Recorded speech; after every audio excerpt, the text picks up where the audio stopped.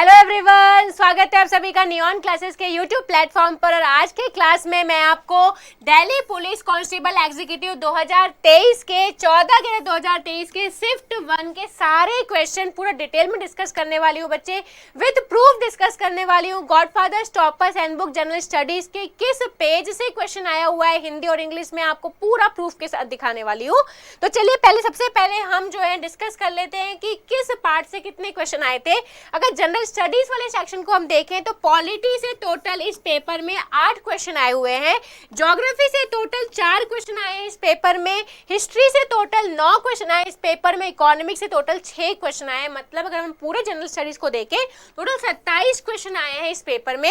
और जो सीक्वेंस है बिल्कुल इसी सीक्वेंस में क्वेश्चन भी करेंगे। सबसे पहले पूरे 8 क्वेश्चन पॉलिटी के हैं, उसके बाद के 4 क्वेश्चन ज्योग्राफी के हैं, उसके बाद के 9 क्वेश्चन हिस्ट्री के, उसके बाद के 6 क्वेश्चन आपको इकोनॉमिक्स के मिलेंगे। इसके बाद आपको स्टैटिक जीके का सेक्शन मिलेगा जिसमें स्टैटिक जीके से 15 क्वेश्चन इस आपको सेट में मिलेंगे।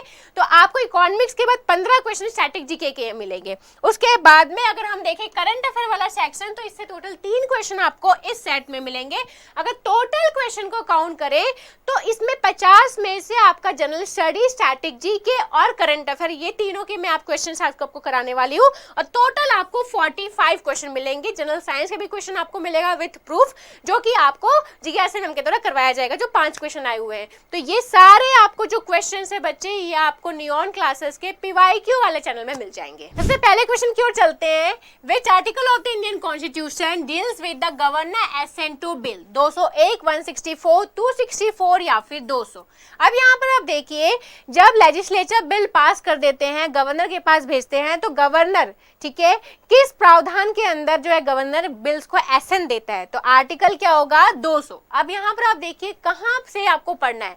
Godfather toppers handbook general studies निकाल लीजिए, पॉलिटी वाला सेक्शन निकाल लीजिए, chapter number 12 state executive page number 45 में आपको डिटेल में मिल जाएगा कि आर्टिकल 200 के प्रावधान के अंदर when a bill is sent to the governor after it pass by legislature, जब लेजिस्लेचर बिल को पास करके गवर्नर के पास भेजते हैं तो गवर्नर क्या करते हैं, गवर्नर या तो उसको एसेंट दे सकते हैं या फिर गवर्नर उनको विदहोल्ड कर सकते हैं, गवर्नर वापस भेज सकते हैं रिकंसिडर करने के लिए, या फिर गवर्नर प्रेसिडेंट के पास भी सेंड कर सकते हैं। ठीक है, अब प्रेसिडेंट उसको एसेंट दे रहे हैं या फिर प्रेसिडेंट उसमें विदहोल्ड कर रहे हैं, वो किसके अंदर प्रावधान दिया गया, आर्टिकल 201 के अंदर।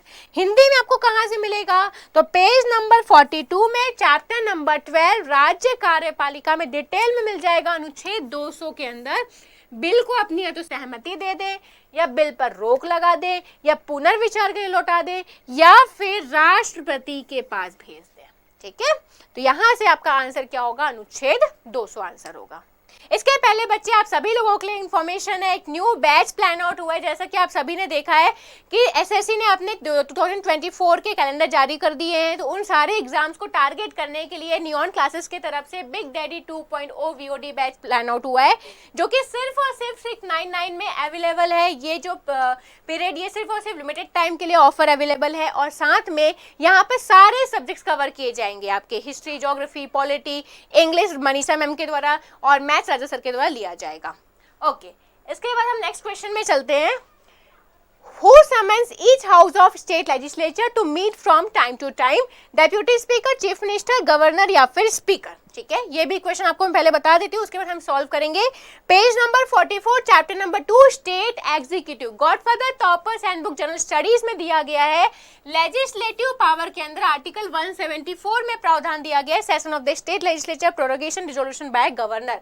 गवर्नर के पास पावर है टाइम टू टाइम सेशन को बुलाना। अब इस सेशन में गवर्नर को ये भी रिस्पॉन्सिबिलिटी है कि 2 सेशन के बीच में कितने मंथ का गैप नहीं होना चाहिए, तो 6 मंथ से ज्यादा गैप नहीं होना चाहिए। ठीक है, मतलब साल में 2 बार उनको बुलाना ही है। Article 175 right of the governor to address and send message to the house of state legislature, time to time state legislature को जो भी उनको मैसेज भेजना है वो आर्टिकल 175 के अंदर प्रावधान दिया गया है। Article 176 he can address the state legislative assembly in council session after each general election first session of year. जैसे ही पहला सेशन स्टार्ट होता है और जैसे जनरल इलेक्शन के बाद फर्स्ट सेशन होता है, उसमें कौन एड्रेस करेगा, तो गवर्नर एड्रेस करेंगे। वही अगर हम पार्लियामेंट के केस में बात करें तो प्रेसिडेंट एड्रेस करते हैं। ठीक है, हिंदी में देख लीजिए चैप्टर नंबर 12 राज्य कार्यपालिका page number 42 godfather toppers handbook general studies या फिर सामान्य अध्ययन में आपको मिल जाएगा। अनुच्छेद 174 के अंदर प्रावधान दिया गया है, राज्य विधानमंडल के सत्र बुला सकता है, सत्रावसान कर सकता है और विघटन की घोषणा राज्यपाल द्वारा की जाती है। साथ में आपको 175, 176 सारे अनुच्छेद यहाँ पर मिल जाएंगे। ठीक है, तो यहाँ पर आप देखिए इसका आंसर क्या होगा, गवर्नर होगा। गवर्नर टाइम टू टाइम जो है सेशन बुलाने का गवर्नर के पास प्रावधान दिया गया आर्टिकल 174 के अंदर। ओके, नेक्स्ट क्वेश्चन में चलते हैं। Indian parliament approve the 86 constitutional amendment act 2002 which establish the fundamental right to elementary education for children age. कितना साल एज गैप पूछा गया है, 5 से 11, 6 से 14, 6 से 17 या फिर 7 से 16। क्या आंसर होगा, 6 से 14। कैसे आंसर होगा देखिए, पूरा आप कहाँ से आपको पढ़ना है, godfather toppers handbook general studies में आपको पॉलिटी वाले सेक्शन में मिल जाएगा, चैप्टर नंबर 18। ये फ्री पीडीएफ आपको अवेलेबल है, टेलीग्राम चैनल से डाउनलोड करके आप देख सकते हैं। Major constitutional amendment chapter name है। ठीक है, यहाँ पर आपको 86 कॉन्स्टिट्यूशनल अमेंडमेंट है, पूरे अमेंडमेंट आपको लाइन से वहां पर मिल जाएंगे, जो भी इंपॉर्टेंट अमेंडमेंट्स है। ठीक है, जिससे बार बार क्वेश्चन पूछा जा रहा है। ये अमेंडमेंट आपको कौन से पेज नंबर में मिलेगा, पेज नंबर 62 में मिल जाएगा। अब यहाँ पर आप देखिए राइट टू एजुकेशन है। इस एक्ट के अंदर क्या प्रावधान दिया गया है कि भारत में रहने वाले जो हर एक बच्चा है उसको फ्री एजुकेशन मिलेगा और कंपलसरी एजुकेशन, मतलब सरकार को प्रोवाइड करना ही पड़ेगा। उस एज ग्रुप क्या बताया गया है, 6 से 14 साल के बच्चे को। ठीक है, अब यहाँ पर आप देखिए ये बिल पास कब हुआ था, 2009 में। इम्प्लीमेंट कब हुआ, केम इनटू फोर्स कब हुआ, 2010 में। मतलब इंडिया 135 कंट्री में से ऐसी कंट्री बन गई जो कि अपने बच्चों को फंडामेंटल राइट, मतलब एवरी चाइल्ड के पास ये राइट है।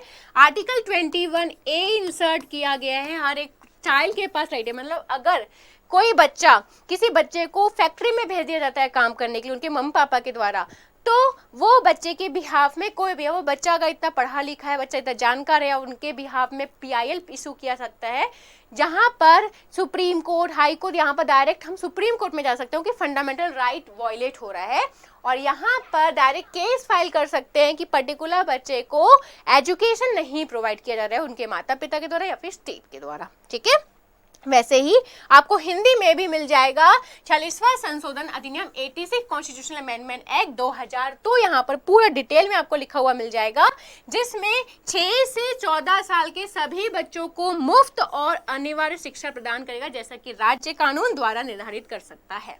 पूरा डिटेल में दिया हुआ है। ये कब लागू हुआ था, 2010 में। कब पास हुआ, 2009 में। ठीक है, तो यहाँ पर आंसर क्या होगा आपका आंसर होगा 6 से 14 साल। नेक्स्ट क्वेश्चन में अपन चलते हैं। इसके पहले बच्चे आप सभी लोगों के लिए इन्फॉर्मेशन है, एवेंजर बैच जो कि कंप्लीट लाइव बैच है। यह बैच को आप ज्वाइन कर सकते हैं। जो भी डाउट होगा, जो भी इंक्वायरी होगी, आप स्क्रीन पे देखे नंबर पे यहाँ पर कांटेक्ट करके संपर्क कर सकते हैं। इस बैच में भी आपको सारे सब्जेक्ट्स कवर किए जाएंगे, maths, English, reasoning, GK, GS and computer. इस बैच से रिलेटेड जो भी जानकारी है इस नंबर पे आप कॉन्टेक्ट कर सकते हैं। ओके, नेक्स्ट क्वेश्चन पे चलते हैं। Which of the following articles of the Indian constitution is related with right to work, to education and to public assistance in certain cases. Article 41, 44, 43 या फिर 42। अब यहाँ पर आप देखिए, जब पब्लिक असिस्टेंस की बात होती है, जब कोई ऐसा व्यक्ति है जो कि सिक है, बीमार है, उसके घर में कोई काम करने वाला इंसान नहीं है, जैसे फॉर एग्जांपल कोविड-19 का पीरियड ले लीजिए। कोविड-19 में कितने सारे लोग भारत में आए थे वापस, अपना छोड़ के, अपने काम को छोड़ के फॉरेन से आए थे। प्लस इंडिया में ही कितने लोगों की जॉब चली गई थी, पूरी इकोनॉमी ध्वस्त हो चुकी थी, कई स्कूल्स कॉलेज, सारे स्कूल कॉलेज बंद हो चुके थे, सारे बिजनेस, जितने भी बिजनेस शॉप है सब बंद हो चुके थे। उस समय भारत सरकार की रिस्पॉन्सिबिलिटी बनती है आर्टिकल 41 के अंदर कि सभी लोगों को बेसिक क्या प्रोवाइड करे, बेसिक उनको क्या प्रोवाइड करे, फूड प्रोवाइड करे, मेडिकल असिस्टेंस प्रोवाइड करे। अब इसके अंदर में सिक हो गया, इसके अंदर में जितने भी बूढ़े लोग हैं, ओल्ड एज, या फिर जितने भी विडो हैं, विडो वुमेन, वो सारे लोग इसके अंदर कवर होते हैं। ठीक है, तो यहाँ पर आर्टिकल 41 के अंदर में पब्लिक असिस्टेंस, मतलब सरकार का दायित्व बनता है कि जितने भी ऐसे महिलाएं हैं जिनको घर से बाहर निकाल दिया गया है, जितने भी ऐसे महिलाएं हैं जो बूढ़े हो गए हैं, ओल्ड एज हाउसेस में छोड़ दिया गया है, वृद्धावस्था के टाइम पे उन्हें वृद्धाश्रम में छोड़ दिया गया है, या फिर ऐसी महिलाएं हैं जो कि विडो हैं, उन सभी का ख्याल रखना, उन सभी को बेसिक कपड़ा प्रोवाइड करना, खाना प्रोवाइड करना और उनको रहने के लिए स्थान प्रोवाइड करना। इसके बाद आर्टिकल 44 की बात करें तो इसके पहले मैं आपको बता देती हूँ आपको पढ़ना कहाँ से ये सारी चीजें। तो आपको godfather toppers handbook general studies में chapter number 8 directive principle of state policy and fundamental duties, page number आपको मिल जाएगा 19 में पूरा डिटेल में। Article 41 right to work, education and public assistance in certain cases of employment, old age, sickness and disability। अगर आपके हाथ पाँव नहीं है, अगर आप देख नहीं सकते, आप बोल नहीं सकते, आप सुन नहीं सकते, आपके घर वाले आपको बीच सड़क में छोड़ दिए हैं, तो उस समय सरकार सामने आती है और सरकार का दायित्व बनता है कि आपको सारी बेसिक चीज़ें, अगर आप काम करने योग्य हो तो आपको काम दिया जाएगा, आपको कहीं जगह नियुक्त किया जाएगा। अगर आप बच्चे हो, 18 साल से कम उम्र के हो, तो आपको एजुकेशन प्रोवाइड किया जाएगा। ठीक है, तो ये सारा असिस्टेंस कौन प्रोवाइड करेगी? सरकार प्रोवाइड करेगी। नेक्स्ट आप देखिए हिंदी में आपको कहाँ पर मिलेगा? चैप्टर नंबर 8 राज्य के नीति निर्देशक तत्व, पेज नंबर 19 में मिल जाएगा अनुच्छेद 41 बेरोजगारी, बुढ़ापा, बीमारी और विकलांगता के कुछ मामलों में काम, शिक्षा और सार्वजनिक सहायता का अधिकार। पूरा लाइन टू लाइन आपको डिटेल में मिल जाएगा। अब इसके बाद देखिए आर्टिकल 44। आर्टिकल 44 किससे संबंधित है? यूनिफॉर्म सिविल कोड से संबंधित है। यूनिफॉर्म सिविल कोड, समान नागरिक संहिता। अब इसका क्यों जरूरत है हमारे भारत में? अगर हम देखेंगे तो हमारे भारत में फंडामेंटल राइट्स है। फंडामेंटल राइट हर एक नागरिक पे एप्लीकेबल होता है, उसमें भी कुछ कुछ एक्सेप्शन है, लेकिन हर एक नागरिक पे एप्लीकेबल होता है, चाहे हिंदू हो, चाहे मुस्लिम हो, चाहे पारसी हो, चाहे जैन हो, चाहे बुद्धिस्ट हो, चाहे किसी भी स्टेट में रह रहे हो, हर एक नागरिक पे इक्वली अप्लाई होता है। वही अगर हम बात करेंगे मुस्लिम, या हम बात करें हिंदू, या हम बात करेंगे पारसी, जैन, सभी का अपना अपना पर्सनल लॉ है। ठीक है, उनके अलग अलग रिलीजन का अपना अपना पर्सनल लॉ है। तो अब यहाँ पर जैसे कि फंडामेंटल राइट सब पे इक्वली एप्लीकेबल होता है, कई बार भारत के जितने भी नागरिक है, जैसे अगर हम लोग बात करें जैसे ट्रिपल तलाक जो भी खत्म हो गया, ठीक है, तो वहाँ पर जो वुमेन्स थी वो बार बार आवाज़ उठाती थी कि हमें पर्टिकुलर रिलीजन के बिलोंग करते हैं, हम मुस्लिम हैं, इसलिए हमको क्यों सहना पड़ रहा है, हम मुस्लिम, क्या हमारी गलती है मुस्लिम के, हम मुस्लिम रिलीजन से बिलोंग करते हैं, हमें क्यों ये सहना पड़ रहा है। या फिर अगर आप देख लो, कई बार आपने देखा होगा कि जो मेंस्ट्रुअल चीज़ें, मेंस्ट्रुएशन आता है, वो एक टैबू के रूप में देखा जाता है। और आपने देखा होगा कि केरला की जो मंदिर है वहाँ पर उनको एंट्री नहीं किया, सबरीमाला टेम्पल में उनको एंट्री अलाउड नहीं है। तो कई बार हिंदू वुमेन, ये बेसिकली हर एक वुमेन, ये एक बायोलॉजिकल फिनोमिना है जो, लेकिन हमारे हिंदू धर्म में उनको मंदिर में अलाउ नहीं किया जाता। तो कई बार वो इशू रेज करती है कि हमारी इसमें क्या गलती है। तो ये बेसिकली यूनिफॉर्म सिविल कोड हर एक नागरिक पर अप्लाई होना चाहिए। ये ऐसा कोड है कि विदाउट एनी डिस्टिंक्शन, मतलब चाहे वो हिंदू धर्म के हो, चाहे वो मुस्लिम धर्म के हो, चाहे वो जैन धर्म के हो, चाहे वो बुद्धिस्ट धर्म के हो, सेम लॉ अप्लाई होना चाहिए। ठीक है, तो ये अभी ये ड्यूटी है, मतलब ये फंडामेंटल राइट नहीं बना है, लेकिन ये सरकार के लिए गाइडलाइन है कि जल्द से जल्द ऐसा यूनिफॉर्म सिविल कोड प्रिपेयर किया जाए जो सब पे इक्वली एप्लीकेबल हो। उसके बाद हम बात करें आर्टिकल 42 की, तो मैटरनिटी रिलीव बहुत इंपॉर्टेंट आर्टिकल है। मतलब कोई भी कंपनी, पहले आपने देखा होगा कई बार कि वुमेन्स को हायर नहीं किया जाता था। क्यों? क्योंकि एक वुमेन को हायर करना कॉस्टली अफेयर माना जाता था। क्यों माना जाता था? क्योंकि एक महिला की शादी होगी, शादी होने के 2-3 साल के गैप में उसके बच्चे होंगे उसको मैटरनिटी लीव देना पड़ेगा। मतलब एक कंपनी को कितना बेयर करना पड़ता है, कॉस्ट बेयर करना पड़ता है, क्रैच फैसिलिटी देनी पड़ेगी। इसीलिए कंपनी क्या करती थी, पीछे खिसकती थी और उनको इंटरव्यू के टाइम उनको साइड कर देती थी, उनको हायर ही नहीं करती थी। अब यहाँ पर मैटरनिटी रिलीफ मतलब हर एक कंपनी को क्या है, मैटरनिटी लीव देना जरूरी है, क्रैचेस देना जरूरी है। उसके बाद आर्टिकल 43 में क्या है, तो आपने देखा होगा कि ब्रिटिशर्स के ज़माने पे हम देखें तो ब्रिटिशर्स के ज़माने में एक छोटे से रूम में इतने सारे लोगों को वहाँ रख दिया जाता था। प्रॉपर एयर फैसिलिटी नहीं थी, प्रॉपर लाइट फैसिलिटी नहीं थी, वहाँ पर उनको फोर्सफुली काम करने के लिए फोर्स किया जाता था। लेकिन आर्टिकल 43 के अंदर ये प्रावधान दिया गया है कि आप चाहे पब्लिक एम्प्लॉयमेंट में हो या फिर आप प्राइवेट जॉब में हो, आपको एक सही जगह प्रोवाइड किया जाएगा, प्रॉपर एयर, वहाँ पर एयर पहुँचेगा, प्रॉपर लाइट अवेलेबल होगा, आपको वीक में 1 डे लीव मिलेगा, मतलब आपको 9 आवर्स का वर्किंग रहेगा। सारे प्रावधान दिए गए हैं, मतलब हर एक वर्कर का ये बेसिक राइट के बारे में प्रावधान दिया गया है। किसके अंदर? अनुच्छेद 43 के अंदर। ओके, अब नेक्स्ट हम क्वेश्चन पे चलते हैं। It is a fundamental duty of a parent to provide educational opportunity towards age 7 से 14, 6 से 16, 6 से 14 या फिर 6 से 15। देखो 86 कॉन्स्टिट्यूशनल अमेंडमेंट एक्ट इतना इंपॉर्टेंट है कि इससे 2 बार क्वेश्चन पूछा गया है लाइन चेंज कर करके। अभी थोड़ा देर पहले भी हमने पढ़ा था, यहाँ पर फिर से क्वेश्चन आया, तो इसका भी आंसर क्या होगा, 6 से 14 आंसर होगा।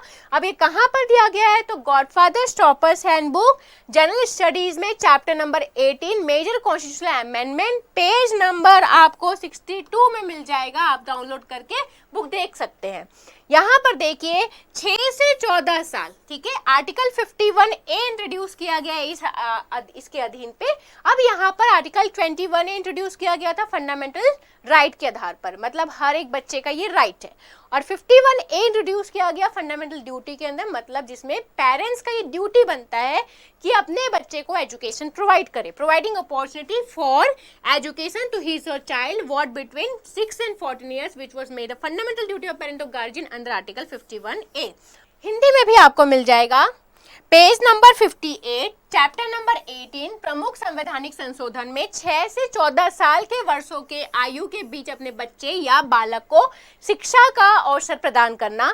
अनुच्छेद 51A, ये आप लोग याद रखना, नेक्स्ट टाइम क्वेश्चन इससे पूछा जा सकता है, बहुत इंपॉर्टेंट आर्टिकल है, के तहत माता पिता या अभिभावक का मौलिक कर्तव्य बना दिया गया था बच्चों की शिक्षा पर अंतिम उपधारा के को 2002 में एक भाग के रूप में जोड़ा गया था। मौलिक कर्तव्यों ने निर्देशक सिद्धांतों में अनुच्छेद 45 की विषय वस्तु को बदल दिया।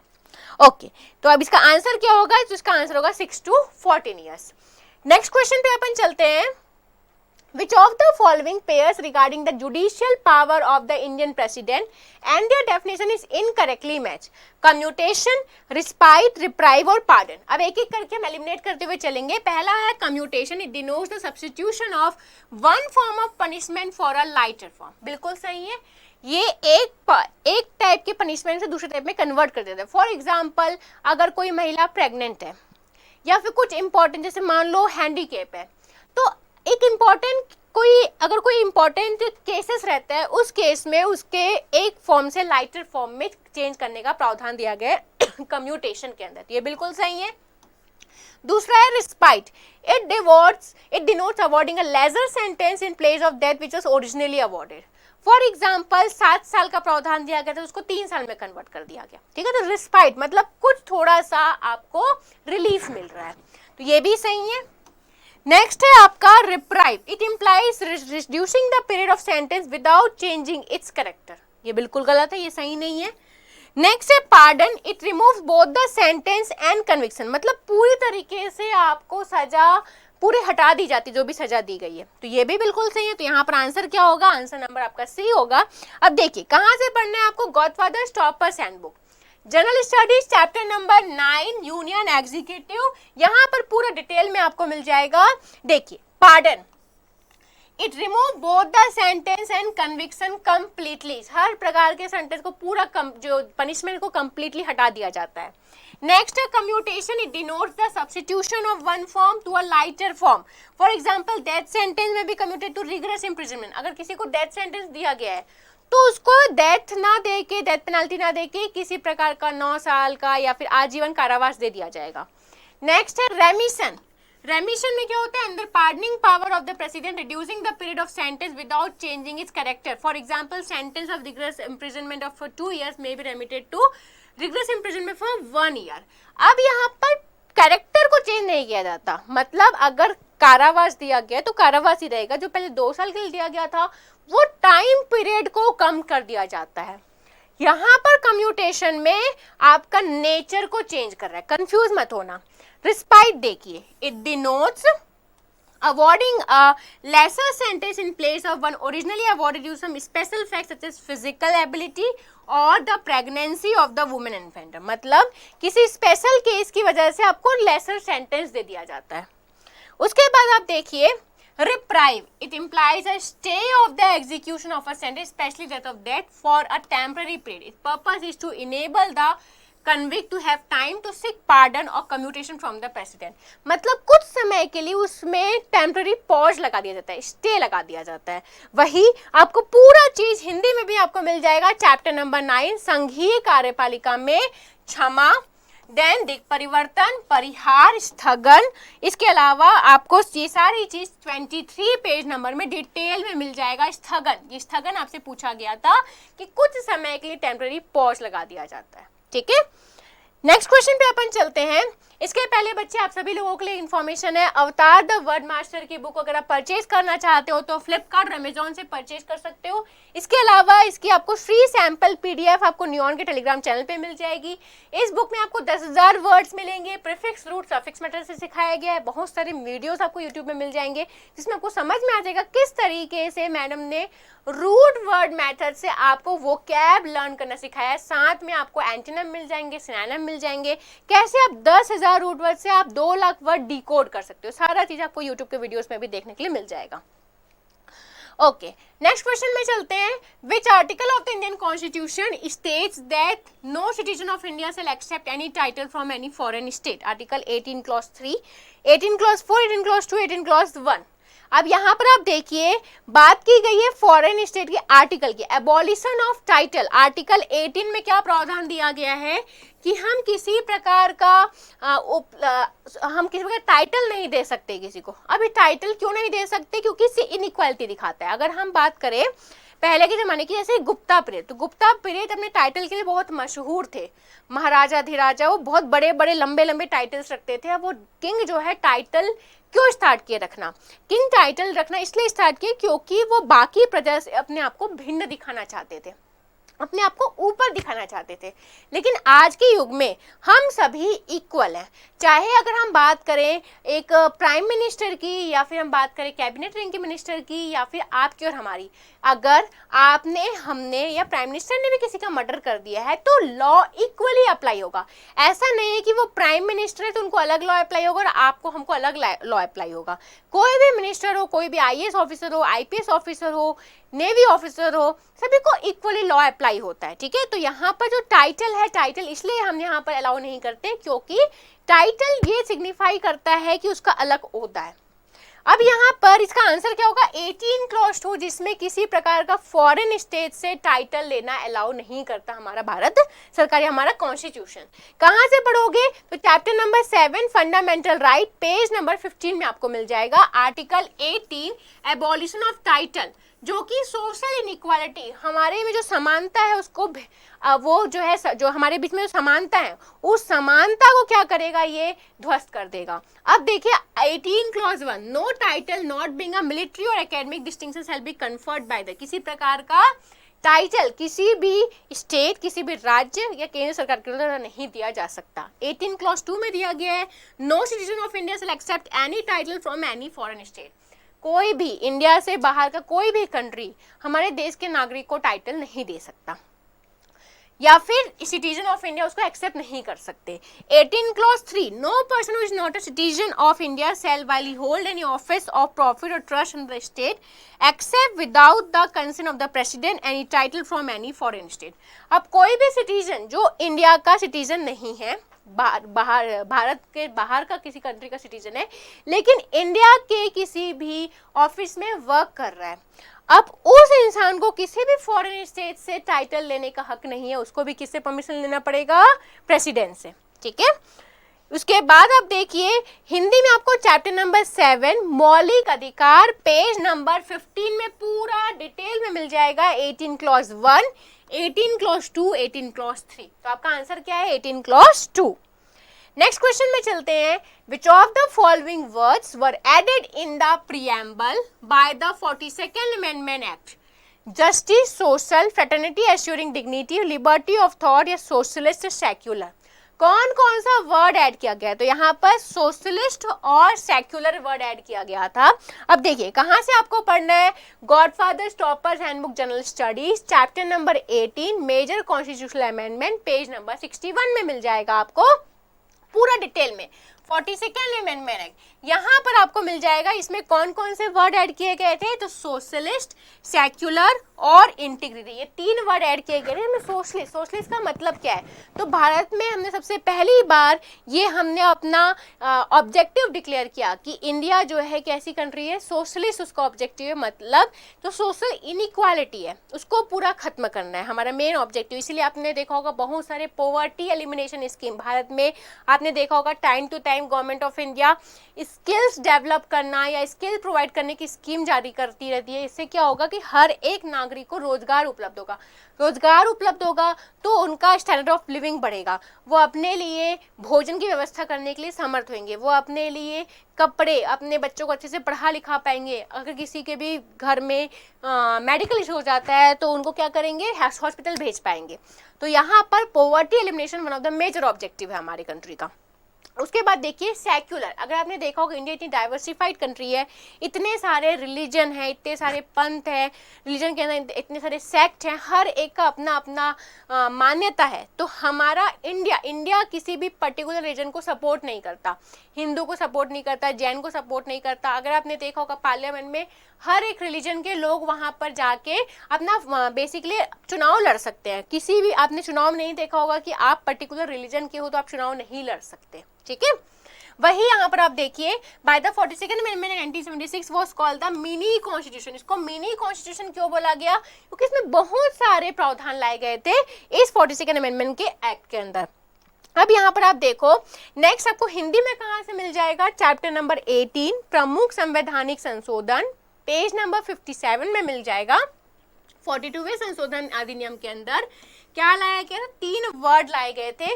अब यहाँ पर ये क्या हो गया, संप्रभु, समाजवादी, धर्मनिरपेक्ष, लोकतांत्रिक और गणराज्य, ठीक है। पहले यहाँ पर आप देखिए sovereign, socialist, secular, democratic, Republic. पहले क्या क्या नहीं था यहाँ पर, सोशलिस्ट और सेक्युलर नहीं थे। क्वेश्चन किस तरीके से पूछा जा सकता है नेक्स्ट टाइम पूछा जा सकता है 1976 के पहले क्या था, किस तरीके का स्टेटस था। तो यहाँ पर आपको ये सीक्वेंस याद रखना है, sovereign, secular, sovereign, socialist, secular, democratic, Republic, unity and integrity. ये 1976 के पहले ये 3 वर्ड नहीं थे, 1976 के बाद ये वर्ड ऐड हुए, ठीक है। वही आप देख लीजिए पेज नंबर 57 में आपको सारी चीज पूरा डिटेल में मिल जाएगा। तो यहाँ पर आपका आंसर क्या हुआ, तो यहाँ पर आपका आंसर डी होगा इस क्वेश्चन का। ओके, नेक्स्ट क्वेश्चन पे अपन चलते हैं। National waterway 10 is located in which state, Kerala, Paschim Bengal, Tamil Nadu या फिर महाराष्ट्र। तो ये कहाँ पर उपस्थित है, महाराष्ट्र में उपस्थित है। वही अगर हम बात करेंगे 7, 8, तो हम नेशनल वाटरवे 7 की बात करेंगे, 7 कहाँ पर है, वेस्ट बंगाल में। वही 8 और 9 की बात करेंगे, दोनों कहाँ पर है, केरल में, ठीक है। ओके, अब इसके पहले बच्चे आप सभी लोगों के लिए इन्फॉर्मेशन है, गॉडफादर स्टॉपर्स हैंडबुक सामान्य विज्ञान, जिसमें आपको फिजिक्स, केमिस्ट्री, बायोलॉजी, एनवायरनमेंट मिल जाएगा। ये बुक बायलिंगुअल है, इंग्लिश में दोनों में मिल जाएगी आपको। फ्लिपकार्ट, अमेजोन से इस बुक को परचेज कर सकते हो। इसके अलावा इसकी कंप्लीट फ्री पीडीएफ आपको नियॉन के टेलीग्राम चैनल पे मिल जाएगी, वहां से आप लोग डाउनलोड भी कर सकते हो। ओके, नेक्स्ट क्वेश्चन है which of the following station receives the highest annual rainfall, Shillong, Chennai, Jodhpur और नागपुर। अब यहाँ पर आप देखिए, अगर आपको मान लो नहीं भी पता है, ठीक है, वैसे ही क्वेश्चन सभी को पता रहता है, अगर नहीं भी पता है तो एलिमिनेट कर सकते हो। सिंपल सी चीज है, जोधपुर, राजस्थान, क्या राजस्थान साइड मैक्सिमम रेनफॉल हो सकता है, नहीं हो सकता, एलिमिनेट कर दो, ठीक है। अब यहाँ पर बचा चेन्नई, नागपुर, शिलोंग, ठीक है। शिलोंग आप सभी को पता है नॉर्थ ईस्ट साइड है। अब अगर हम देखें, अगर आपको इतना याद होगा, अगर फॉरेस्ट भी याद होगा कि यहाँ पर tropical wet evergreen forest Bharat में कहाँ कहाँ पर है, तो आपको मैंने आपको कौन सा बेल्ट बताया था, वेस्टर्न घाट बेल्ट, वेस्टर्न घाट बेल्ट में, और दूसरा नॉर्थ ईस्ट बेल्ट। क्यों, क्योंकि दोनों जगह 200 सेंटीमीटर से ज्यादा का रेनफॉल होता है। अगर आपको पता होगा तो आपको समझ में आ जाएगा इसका आंसर शिलोंग है, लेकिन फिर भी अगर नहीं पता तो चेन्नई, अगर चेन्नई को हम देखें तो चेन्नई वेस्टर्न कोस्ट में नहीं पड़ता। तो सिंपल सी बात है, ये भी आपका एलिमिनेट हो जाएगा, क्योंकि जो वेस्टर्न कोस्ट में अगर कोई सिटी है उस पर ज्यादा बारिश होगी, या नॉर्थ ईस्ट में कोई सिटी है उस पर ज्यादा बारिश होगी। तो यहाँ पर भी बारिश नहीं हो रही है। नागपुर, अब नागपुर तो आपका कॉन्टिनेंटल क्षेत्र में है। जो सिटी जो बेसिकली अगर हिली इलाके में है तो वहां पर ओरोग्राफिक टाइप ऑफ रेनफॉल होगा, या फिर ऐसी सिटी जो कि समुद्र के किनारे बसी हुई है वहां पर ज्यादा बारिश होगा।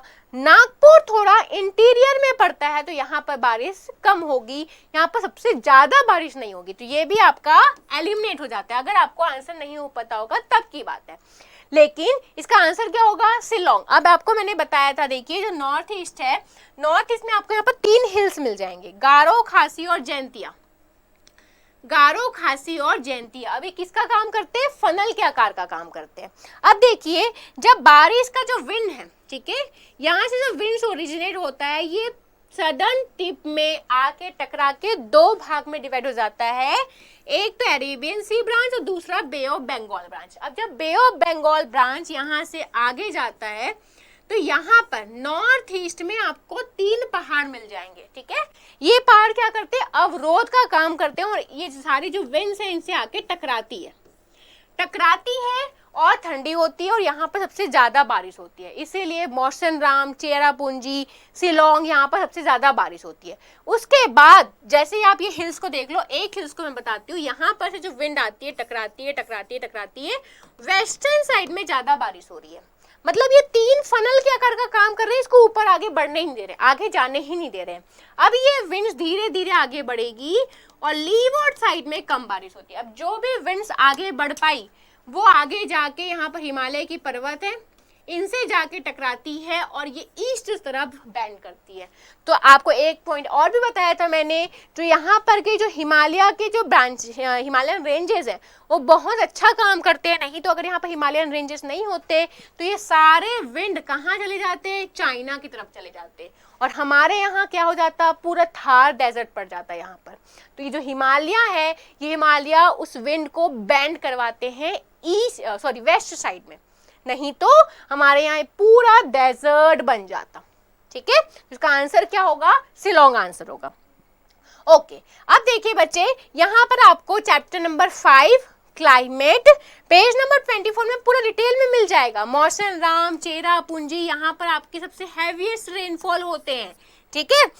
150 सेंटीमीटर शिलोंग में रेनफॉल होता है। वही आप देख लीजिए, हिंदी में आपको मिल जाएगा page number 25 chapter number 5 climate में मिल जाएगा। मौसनराम, चेरापूंजी, शिलोंग, इन सभी का जिक्र मिल जाएगा। ओके, अब नेक्स्ट क्वेश्चन में चलते हैं। निम्नलिखित में से कौन सा आग्नेय चट्टान का उदाहरण है? ब्रेशिया, चर्ट, कॉन्ग्लोमरेट या फिर रायोलाइट? इसका आंसर क्या होगा? रायोलाइट होगा। अब आग्नेय चट्टान या इग्नियस रॉक क्या होता है? तो यहाँ पर जो इग्नियस है वो कौन से वर्ड से ओरिजिन हुआ है? इग्निस। इग्निस का मतलब होता है फायर। तो यहाँ पर फायर क्या है? तो वॉल्केनो का जब इरप्शन होता है, ठीक है, ये जो वॉल्केनो है, ये जब वॉल्केनो इरप्ट होता है तो जो बेसिकली जो लावा निकल रहा है, ये लावा धीरे धीरे जब बहते बहते आसपास के क्षेत्र में जाता है, धीरे धीरे क्या होगा? कूल होगा। बहुत हॉट था, कूल होगा और सॉलिडिफाई होगा, ठंडा होगा और जमने लगेगा। तो इस कूलिंग और सॉलिडिफिकेशन के बाद जो रॉक प्राप्त होता है उसी को हम बोलते हैं आग्नेय चट्टान या फिर इग्नियस रॉक। अब यहाँ पर आप देखिए, अगर इस इग्नियस रॉक में मैं आपको बोलूंगी क्या इसमें लेयर्स दिखाई देते हैं? इसमें लेयर्स नहीं दिखाई देते। क्यों नहीं दिखाई देते? तो यहाँ पर जो ये रॉक है बेसिकली हमको सेडिमेंट्री रॉक में लेयर्स दिखाई देंगे, यहाँ पर हमको लेयर्स नहीं दिखाई देते।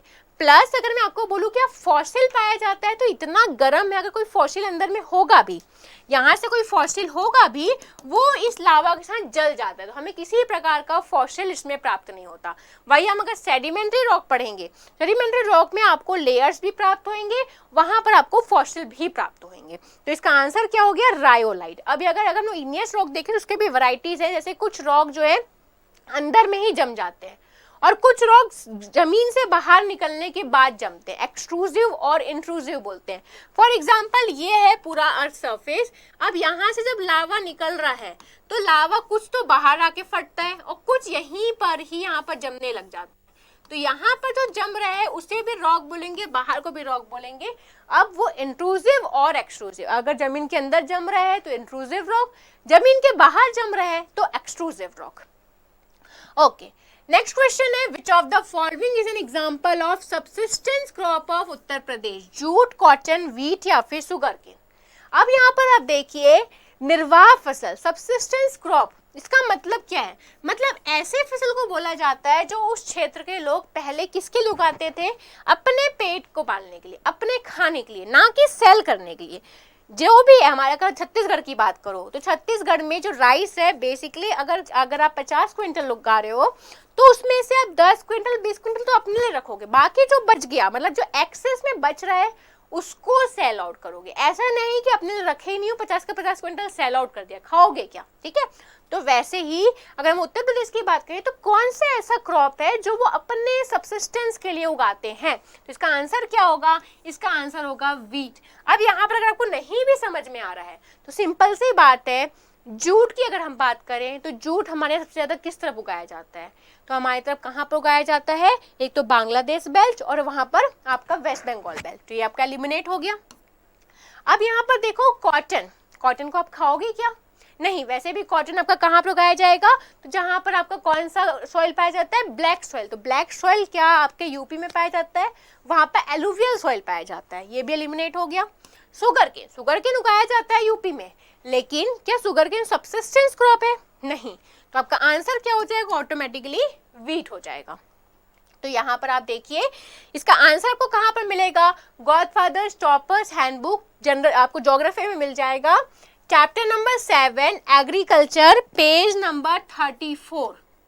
यहाँ पर आपको पूरा डिटेल में जाएगा। देखो वीट का उत्तर प्रदेश, वही west Bengal rice, bajra Rajasthan, maize Karnataka, gram Madhya Pradesh, tur Madhya Pradesh, groundnut Gujarat, mustard Rajasthan, soybean Madhya Pradesh, sunflower Karnataka, पूरा डिटेल में मिल जाएगा। हिंदी में आपको चैप्टर नंबर 7 कृषि, पेज नंबर 36 आप लोग चेक कर सकते हो, इसमें आपको गेहूं उत्तर प्रदेश पूरा डिटेल में लिखा हुआ मिलेगा। ओके, नेक्स्ट क्वेश्चन में चलते हैं। इसके पहले बच्चे आप सभी लोगों के लिए इन्फॉर्मेशन है, गॉडफादर स्टॉपर्स हैंडबुक सामान्य अध्ययन, इसमें आपको polity, geography, history, economics, computer मिलेगा। ये बुक बाइलिंगुअल अवेलेबल है। इस बुक को आप फ्लिपकार्ट और अमेजोन से परचेज कर सकते हो। इसके अलावा इसकी कंप्लीट फ्री पीडीएफ आपको नियॉन के टेलीग्राम चैनल पे मिल जाएगी। ओके, नेक्स्ट क्वेश्चन है, who among the following perform the religious rituals for the king during the वैदिक पीरियड? ठीक है, अब देखिए व्रजपति, पुरोहित, ग्रामणी या फिर सेनानी, कौन जो है किंग के लिए पूजा अनुष्ठान, पूजा पाठ करता था? तो यहाँ पर आंसर क्या होगा? पुरोहित। अगर नहीं भी पता एकदम इजी है, पुरोहित पंडित से रिलेटेड वर्ड है। ठीक है, व्रजपति किससे रिलेटेड है? मतलब पेस्चर लैंड, जो कि चारवाहा, ठीक है, जो पेस्चर लैंड को देखा करते थे उनको व्रजपति बोलते थे। ग्रामीणी जो ग्राम के हेड होते थे, सेनानी जो मिलिट्री के हेड होते थे। तो यहाँ पर पुरोहित, वशिष्ठ, विश्वामित्र, ये दोनों वहां पर उस टाइम चीफ प्रिस्ट हुआ करते थे, जो अगर किंग के लिए क्या किया करते थे? तो किंग के लिए टाइम टू टाइम यज्ञ किया करते थे, पूजा पाठ किया करते थे। अब देखिए नेक्स्ट क्वेश्चन है, in which of the following years was the Rowlatt Act pass to suppress the political violence? 1919, 1915, 1921, 1924। बहुत इजी क्वेश्चन है, आंसर क्या होगा? 1919। कहाँ से पढ़ना है? Godfather stoppers handbook general studies, इसमें आपको हिस्ट्री वाले सेक्शन में chapter number 17 Gandhian era, page number 52 में डिटेल में मिल जाएगा। पूरा रॉलेट एक्ट दिया गया है। अब देखिए रॉलेट एक्ट कब पास हुआ था? 1919 में पास हुआ था, 6 अप्रैल को। और इस दिन को किस रूप में जाना जाता है? National humiliation day. क्यों? क्योंकि विदाउट एनी ट्रायल लोगों को अरेस्ट करने का इसमें प्रावधान दिया गया था। क्यों दिया गया था? उस समय बहुत ज्यादा नेशनलिज्म स्प्रेड हो रहा था, तो लोगों उस नेशनलिज्म को रोकने के लिए ये एक्ट पास किया गया और वहां पर ये प्रावधान दिया गया किसी भी ट्रायल के बिना आप लोगों को अरेस्ट कर सकते हो। और इसे क्या नाम दिया गया था? इस एक्ट का नाम anarchical and revolutionary crime act. और इसीलिए 6 अप्रैल 1919 को किस नाम से जाना जाता है? तो गांधी जी ने इस एक्ट को क्या नाम दिया? ब्लैक एक्ट के नाम से दिया। और गांधी जी ने इसके विरुद्ध क्या लॉन्च किए? तो सत्याग्रह लॉन्च किए। ठीक है, हिंदी में आपको कहाँ से मिलेगा? पेज नंबर 55 में चैप्टर नंबर 17 गांधीवादी युग, इसके अंदर में रॉलेट अधिनियम 1919 में पास हुआ था। डिटेल में पूरा दिया गया है कि रॉलेट एक्ट का मुख्य प्रावधान किसी व्यक्ति को बिना किसी ट्रायल के गिरफ्तार करना था। और इसे किस नाम से जाना जाता है? तो देखिए लॉर्ड चैम्सफोर्ड के दौरान में पास हुआ था, 6 अप्रैल 1919 को पास हुआ था। राष्ट्रीय अपमान दिवस के नाम से जाना जाता है। इसे काला कानून भी बोला गया था। ठीक है, ओके, नेक्स्ट क्वेश्चन में अपन चलते हैं। What was the name of the first dynasty that ruled over Magadh kingdom? कौन सी फर्स्ट डायनेस्टी थी? तो आपका आंसर क्या होगा? हर्यंक डायनेस्टी, हर्यंक राजवंश। ठीक है, अब यहाँ पर आप देखिए हर्यंक राजवंश, यहाँ पर आपके हर्यंक के बाद कौन से आए थे? तो हर्यंक के बाद यहाँ पर आए थे सिसुनाग, सिसुंग राजवंश। सिसुंग के बाद कौन से राजवंश आए थे? सिसुंग के बाद नंद, नंद के बाद आए थे मौर्य। ठीक है भाई, अगर हर्यंक की बात करें तो हर्यंक में सबसे पहले राजा कौन थे? तो बिंबिसार। ठीक है, ये आप याद रखना, हर्यंक, सिसुंग, उसके बाद नंद, मौर्य डायनेस्टी का नाम। ओके, नेक्स्ट क्वेश्चन में चलते हैं। जब दक्षिण भारत में बमनी साम्राज्य की स्थापना हुई तो निम्नलिखित में से कौन से दिल्ली सल्तनत के सुल्तान थे? अब देखिए, जब अगर हम बात करेंगे दिल्ली सल्तनत की, दिल्ली सल्तनत में आप जो है जब बात करोगे तो मोहम्मद बिन तुगलक को जब आप देखोगे 1325 से 1351, वही बहमनी किंगडम कब स्टैब्लिश हुआ था? 1347। तो यहाँ पर क्या लगता है आपको कि दिल्ली सल्तनत के टाइम पे कौन, which of the following was sultan, यहाँ पर बहमनी किंगडम के टाइम पे कौन से सुल्तान थे? तो बेसिकली ये दोनों आपका जो है कोलैबोरेट हो रहा है, तो आंसर क्या होगा? मोहम्मद बिन तुगलक।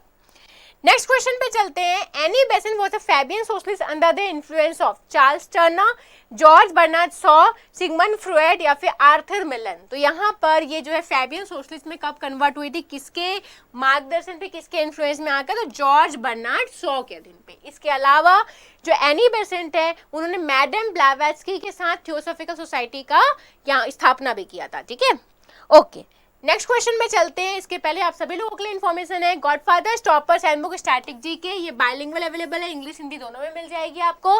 फ्लिपकार्ट और अमेजॉन से इस बुक को आप परचेज कर सकते हो। इसके अलावा इसकी कंप्लीट फ्री पीडीएफ आपको नियॉन के टेलीग्राम चैनल पे मिल जाएगी। इसमें आपको लास्ट 10+ ईयर के पीवाईक्यू प्लस डिटेल थ्योरी मिल जाएगा।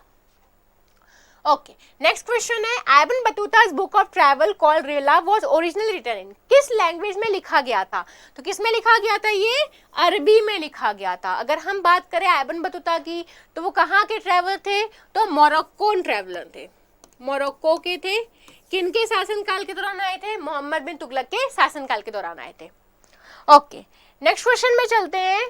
The great bath in Mohenjodaro was excavated in which of the following area? Citadel, residential complex, lower town या फिर हाउस कोर्टयार्ड?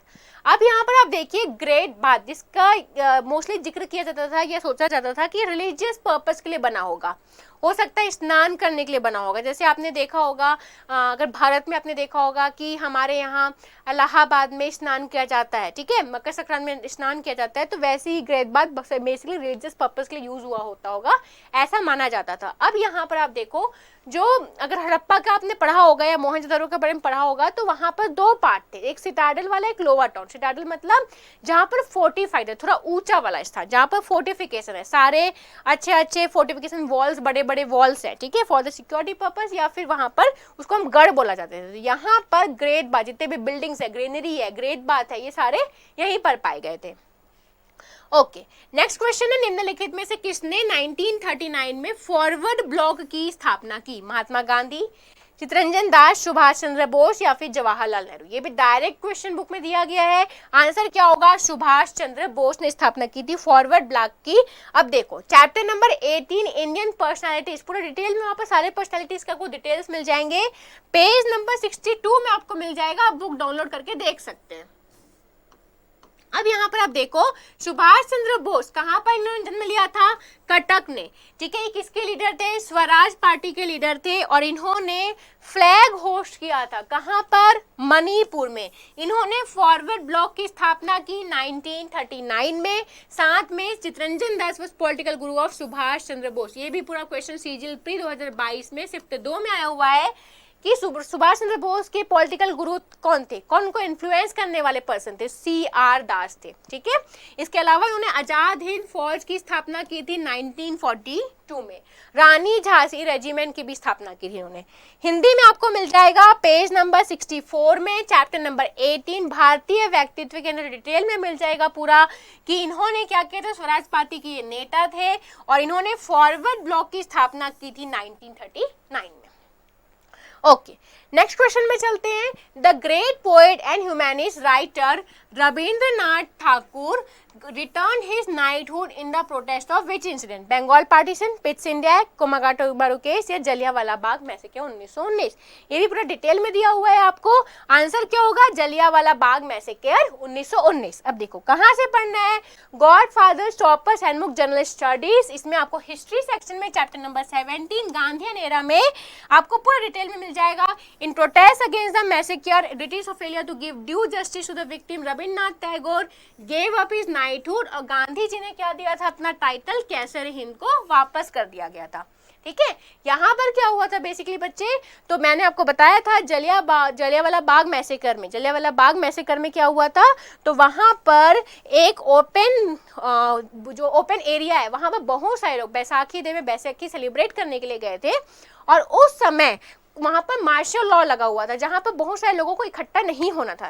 ठीक है, लोग ब्रिटिशर्स को क्या लगा कि वो किसी प्रकार का रिबेल कर रहे हैं, लेकिन वो तो बैसाखी सेलिब्रेट करने के लिए इकट्ठे हुए थे, और इसलिए जनरल डायर ने ओपन अटैक करने के लिए बोला, उसमें बहुत सारे लोग मारे गए थे। तो इसके विरुद्ध रविन्द्रनाथ टैगोर ने नाइटहुड और गांधी जी ने कैसर हिंद को वापस कर दिया था। हिंदी में कहाँ पर मिलेगा? तो पेज नंबर 56 में मिल जाएगा, चैप्टर नंबर 17 गांधीवादी युग में। नरसंहार और पीड़ितों की उचित न्याय देने में ब्रिटिश विफलता के विरोध में रविन्द्रनाथ टैगोर ने अपना नाइटहुड की उपाधि त्याग दिया, और गांधी जी ने अपनी दक्षिण अफ्रीका में बोअर युद्ध के दौरान दी गई सेवाओं के लिए ब्रिटिश लॉर्ड हार्डिंग द्वारा उन्हें दी गई केसर हिंद को वापस कर दिया गया था। ठीक है, यह भी पूछा जा सकता है कि ये जो उपाधि ने कब मिली थी, जो दक्षिण अफ्रीका में बोअर युद्ध के दौरान दी गई सेवाओं के लिए उन्हें लॉर्ड हार्डिंग के द्वारा दी गई थी।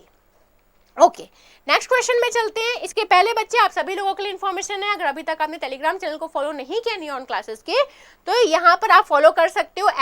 @नियॉन बुक्स में आपको सारी PDF मिलेगी, @नियॉन टेस्टेज में आपको सारे क्विजेस मिल जाएंगे। ओके, इसके बाद देखिए, निम्नलिखित में से कौन सा पंचवर्षीय योजनाओं का लक्ष्य है? Growth, modernisation, equity only, growth and abolition of intermediaries, growth, modernisation, equity and self reliance. तो इसका आंसर क्या होगा? ग्रोथ, मॉडर्नाइजेशन, इक्विटी और सेल्फ रिलायंस। कैसे होगा अभी आपको पूरा बताती हूँ। कहाँ से आपको पढ़ना है? तो आपको godfather stoppers handbook general studies में इकोनॉमी वाले सेक्शन में आपको पेज नंबर 75 में पूरा साफ साफ लिखा हुआ है। There are 4 main goals first 7 5-year plan, growth, modernisation, self reliance and equity. अब फर्स्ट 7 5-year प्लान में मतलब 1950 से 1990 की अगर हम बात करें, तो सबसे पहली बात की गई है ग्रोथ के बारे में, मतलब भारत के जीडीपी का ग्रोथ में फोकस किया गया। जीडीपी का ग्रोथ मतलब क्या है? जीडीपी का ग्रोथ किससे होगा? जब प्राइमरी, सेकेंडरी और टर्सरी सेक्टर का ग्रोथ होगा। तो हमने क्या फोकस किया कि हमें फाइनल गुड्स प्रोड्यूस करना है, ना कि हमें क्या करना है, रॉ मटेरियल प्रोड्यूस करना है। हमें फाइनल गुड प्रोड्यूस करके इंडिया में सेल आउट करना है, उसको एक्सपोर्ट करना है, जिससे हमारी जीडीपी बढ़ेगी। जीडीपी बढ़ेगी मतलब लोगों का क्या बढ़ रहा है? लोगों का पर कैपिटा इनकम बढ़ रहा है। पर कैपिटा इनकम बढ़ रहा है, इसका मतलब स्टैंडर्ड ऑफ लिविंग बढ़ेगा, जिससे आपका ये टोटल सर्कल चलता है। अगर जीडीपी बढ़ रही है तो जीडीपी से क्या बढ़ रहा है? पर कैपिटा इनकम, मतलब लोग फिर से ज्यादा डिमांड करेंगे तो फिर से ज्यादा पर कैपिटा इनकम। इससे क्या होगा? लोगों का डिमांड बढ़ेगा मतलब वापस से सप्लाई ज्यादा होगा, प्रोडक्शन ज्यादा होगा, इसका मतलब क्या है? वापस से जीडीपी बढ़ेगा। तो ये पूरा सर्कल चलता रहेगा। नेक्स्ट बोला गया मॉडर्नाइजेशन। मॉडर्नाइजेशन मतलब अब हमें जो ये बनाना है, ये वस्तु जो फाइनल गुड्स बनाना है, ये ऐसा नहीं, ऐसे टेक्नोलॉजी से नहीं बनाना है कि अगर यूरोप में वो चीज़ों को बनने में 1 दिन लगता है तो हम उस चीज़ों को बनाने में 7 दिन लगाए। तो हमारे यहाँ कॉस्ट चार्ज, मतलब जो आपका कॉस्ट ऑफ प्रोडक्शन है वो बहुत ज़्यादा बढ़ जाएगा। हमें मॉडर्नाइज होना है, मतलब हमें ऐसे टूल्स एंड टेक्निक्स अडॉप्ट करना है कि हमें वही चीज़ अगर यूरोप में 1 दिन में बन रहा है तो हमें उसे आधा दिन में बनाना है। तो हमें कॉस्ट ऑफ प्रोडक्शन को कम करना था। Next is self reliance. Self reliance मतलब भारत जब हमारे इंडिपेंडेंट हुई तो हम जो है सेल्फ रिलायंट नहीं थे। हमें कोई भी चीज़ को ऐसा नहीं कि हमें बाहर से दूसरी कंट्री पे हमें रिलायंट होना है, चाहे वो फूड के लिए हो, चाहे वो बेसिक कपड़ों के लिए हो। हमें सेल्फ रिलायंट होना है और हमें एक्सपोर्ट प्रोड्यूसिंग होना है, मतलब एक्सपोर्ट प्रमोटिंग कंट्री होना है। हमें इंपोर्ट को कम करके एक्सपोर्ट को प्रमोट करना है। नेक्स्ट है इक्विटी। इक्विटी की मतलब अब जो ये जीडीपी का ग्रोथ हो रहा है ये भारत के हर एक नागरिक तक पहुंचे। ऐसा नहीं कि जो प्राइमरी, सेकेंडरी, टर्शियरी सेक्टर में जिन्होंने गुड्स बनाया है सिर्फ उन्हीं तक पैसा जो है एक्यूमुलेट होकर रहे। बड़े बड़े इन्वेस्टर, बड़े बड़े कैपिटलिस्ट, उन्हीं तक पैसा इकट्ठा होकर ना रहे। जो भी यहाँ पर जीडीपी में प्रोडक्शन हो रहा है, ये जो पैसा मतलब लोगों के पर कैपिटा इनकम बढ़े, तभी तो डिमांड बढ़ेगा, तभी प्रोडक्शन बढ़ेगा, वापस से जीडीपी बढ़ेगी। मतलब ये सोशल इनइक्वालिटी क्रिएट ना करे, ऐसा ना करे कि रिच जो है रिचर होते जा रहे हैं और पुअर जो और पुअरर होते जा रहा है। ठीक है, तो ये 4 हमारे मेन ऑब्जेक्टिव थे जो आपको पेज नंबर 70 हिंदी में मिल जाएगा, चैप्टर नंबर 15 भारत में आर्थिक नियोजन चैप्टर के अंदर में। 1950 से 1990 की समय अवधि में 4 मुख्य लक्ष्य, पहले 7 पंचवर्षीय योजनाएं, विकास, आधुनिकीकरण, आत्मनिर्भरता और इक्विटी है। ठीक है, उसके बाद चलते नेक्स्ट क्वेश्चन पे। Who among the following was the prime minister when the globalisation policy as part of new economic policy was introduce? Manmohan Singh, या फिर पीवी नरसिम्हा राव, या फिर नरेंद्र मोदी, या फिर अटल बिहारी वाजपेयी? इसका आंसर क्या होगा? पीवी नरसिम्हा राव। अब देखो, सिंपल सी चीज, आप अगर एलिमिनेट करना भी चाहोगे तो उस समय नरेंद्र मोदी प्राइम मिनिस्टर के रूप में तो थी ही नहीं। ठीक है, अब यहाँ पर आप देखो हिंदी में, इंग्लिश में आपको page number 76 chapter number 15 economic planning में मिल जाएगा पूरा डिटेल में। 1992 से 1997 के कार्यकाल के दौरान क्या आया था? तो न्यू इकोनॉमिक रिफॉर्म आया था। किनके द्वारा? पीवीएन नरसिम्हा राव गवर्नमेंट के द्वारा। इसके अलावा ऑपरेशन ब्लैक बोर्ड स्टार्ट किया गया था। इसी कार्यकाल के दौरान प्रधानमंत्री रोजगार योजना भी स्टार्ट किया गया था 1993 में। New fiscal economic reform start किया गया था जिसमें एलपीजी मॉडल स्टार्ट किया गया था, मतलब लिबरलाइजेशन, प्राइवेटाइजेशन और ग्लोबलाइजेशन। यहाँ पर हिंदी में आपको कहाँ पर मिलेगा? पेज नंबर 71 में मिलेगा। 1992 से 1997 के दौरान में न्यू इकोनॉमिक रिफॉर्म लाया गया था जिसमें लिबरलाइजेशन मतलब इंडिया के जो रूल्स एंड रेगुलेशन को लिबरलाइज कर दिया गया था, लीनियंट कर दिया गया था। प्राइवेटाइजेशन मतलब हम जो है बहुत सारे सेक्टर्स ऐसे रखे थे जिसमें से पब्लिक सेक्टर जो है इन्वेस्ट कर सकते थे, लेकिन 1991 के बाद में हमने बहुत सारे सेक्टर को ओपन कर दिया, प्राइवेट सेक्टर्स या फिर प्राइवेट इंडस्ट्रीज भी उसमें इन्वेस्ट कर सकती है। इसके अलावा ग्लोबलाइजेशन, आप अगर एक परफ्यूम भी बाहर से खरीदना चाहते हो यूएस के मार्केट से तो आप खरीद सकते हो, आपके पास कोई रोक टोक नहीं रहेगा। इसके बाद देखिए नेक्स्ट क्वेश्चन है, निम्नलिखित में से किस अधिनियम के माध्यम से सरकार प्रतिबंधात्मक व्यापार पर रोक लगाती है? FEMA act, industrial policy act, MRTP act या फॉरेन ट्रेड पॉलिसी एक्ट? तो एमआरटीपी एक्ट जिसका फुल फॉर्म क्या है? तो इसका फुल फॉर्म है monopolistic and restrictive trade policies act.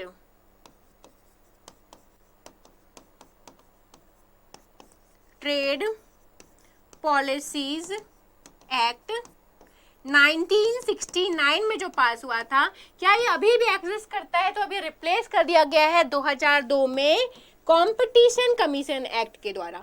अब इस एक्ट के अंदर क्या प्रावधान था? मतलब जो ट्रेड सर्विसेज है या फिर ट्रेडिंग है वो कुछ लोगों तक ही सीमित ना रहे, इसीलिए उनके मोनोपोली को खत्म करने के लिए 1969 में ये एक्ट लाया गया था। ओके, नेक्स्ट क्वेश्चन में चलते हैं। इसके पहले बच्चे आप सभी लोगों के लिए इन्फॉर्मेशन है, अगर अभी तक आपने नियॉन क्लासेस के टेलीग्राम चैनल को फॉलो नहीं किया है तो जल्दी से फटाफट @नियॉन क्लासेस, जिसमें आपको प्रीवियस या paper, class note, latest notification मिल जाएगा। @Neon PDF notes and book में आपको पीडीएफ मिल जाएंगे। @नियॉन टेस्ट सीरीज में आपको सारे क्विजेस मिल जाएंगे। इसके बाद में नेक्स्ट क्वेश्चन है, which of the following is an RBI registered NBFC MI that works as a joint liability group lending model of Grameen? तो इसका आंसर क्या होगा? तो इसका आंसर होगा फ्यूजन माइक्रो फाइनेंस लिमिटेड। अब यहाँ पर अगर बात करो एनबीएफसी, तो एनबीएफसी क्या है? नॉन बैंकिंग फाइनेंस कंपनी, ठीक है। और एमएफआई का मतलब क्या होता है? Micro finance sector. मतलब अब एनबीएफसी और बैंक के बीच में कई लोग के दिमाग में क्वेश्चन रहता है कि बैंक और एनबीएफसी में मेजर डिफरेंस क्या रहता है। तो बच्चे देखिए, अगर आप बैंक जाओगे तो बैंक में आप डिपॉजिट कर सकते हो, बैंक आपका डिमांड डिपॉजिट को एक्सेप्ट करता है, लेकिन एनबीएफसी डिमांड डिपॉजिट को एक्सेप्ट नहीं करता है। ओके, नेक्स्ट क्वेश्चन में चलते हैं। भारत से पहले किस देश ने नीति निर्माण उद्देश्यों के लिए पंचवर्षीय योजनाएं शुरू की? ग्रेट ब्रिटेन, जर्मनी, यूएस या फिर union of Soviet socialist Republic? किसने स्टार्ट की थी? तो यूएसएसआर ने स्टार्ट की थी। कहाँ से पढ़ना है? Godfather stoppers handbook general studies economy वाले सेक्शन में चैप्टर नंबर 15 इकोनॉमिक प्लानिंग में पेज नंबर 73 में आपको डिटेल में मिल जाएगा। The Soviet union adopted the idea of national planning for the first time, started in 1928 में उन्होंने एक अच्छे से किस तरीके से प्लानिंग करना है, किस तरीके से सोशल इनइक्वालिटी को खत्म करना है, कि यूएसएसआर ने पहले स्टार्ट किया था, उनसे ही देख के हमने स्टार्ट किया था। ठीक है, हिंदी में आपको मिल जाएगा page number 68, chapter number 15, Bharat में आर्थिक नियोजन के अंदर में सोवियत संघ ने पहली बार राष्ट्रीय योजना के विचार को अपनाया और 1928 में इसे 5 साल के लिए शुरू किया था। ओके, नेक्स्ट क्वेश्चन है, national income and current price are calculated based on constant price, future price, comparative price या फिर प्रिवेलिंग प्राइस। ये भी इसका आंसर क्या होगा, प्रिवेलिंग प्राइस। करंट प्राइस मतलब अभी जो प्राइस चल रहा है। अब यहाँ पर आप देखिए कहाँ से पढ़ना है आपको, godfather stoppers handbook general studies economy वाले सेक्शन में चैप्टर नंबर 2 में नेशनल इनकम पेज नंबर 9 में पूरा डिटेल में दिया हुआ है नॉमिनल जीडीपी। एक तो आपको मैंने टर्म बताया था रियल जीडीपी और एक नॉमिनल जीडीपी। अब सिंपल सी बात है, देखिए इसका एक सिंपल सा एग्जांपल देती हूँ आपको। मान लो पूरे देश में सिर्फ टोमेटो है, मान लो हम टोमेटो का ले लेते हैं। अब यहाँ पर 2022-23, 2023-24 और मान लेते हैं 2024-25। अब यहाँ पर तीनों साल कितना टोमेटो प्रोड्यूस हो रहा है, मान लो ले लेते हैं 100 केजी। तीनों साल 100 केजी ही प्रोड्यूस हो रहा है। लेकिन यहाँ पर डिफरेंस क्या है, पहले साल टोमेटो का रेट कितना था, तो 500 रुपये प्रति केजी। दूसरे साल कितना हुआ, 600 रुपये प्रति केजी। तीसरे साल कितना हुआ, 700 रुपये प्रति केजी। अब हमारा जीडीपी हम कैसे निकालते हैं, इसको मल्टीप्लाई करके, फाइनल गुड्स का मल्टीप्लीकेशन करके। तो यहाँ पर कितना होगा, 1 2 3 4 और यहाँ पर, अब यहाँ पर अगर आपको देख के क्या लगेगा, पहले साल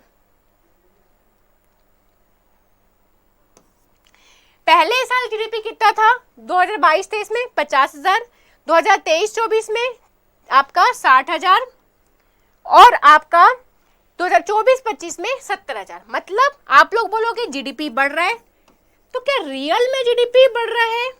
रियल में जीडीपी नहीं बढ़ रहा है। क्यों? क्योंकि क्या टोमेटो के प्रोडक्शन में वृद्धि हो रही है? नहीं हो रही है। टोमेटो तो 100 केजी ही प्रोड्यूस हो रहा है।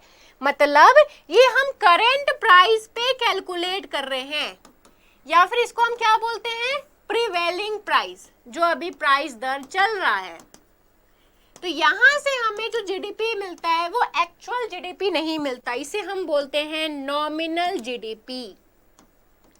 वही अगर हमको रियल जीडीपी कैलकुलेट करना है तो हम क्या करेंगे, अब हम यहाँ पर करेंगे, अब हम एक बेस प्राइस रख लेंगे। मान लो हमने 500 रुपए को बेस प्राइस, आगे 5 साल के लिए 500 रुपए को बेस प्राइस निर्धारित कर लिया। अब हमने देखा पहले साल ये हमारा कैलकुलेशन है, दूसरे साल भी हम 600 रुपए नहीं लेंगे, हम 500 ही लेंगे।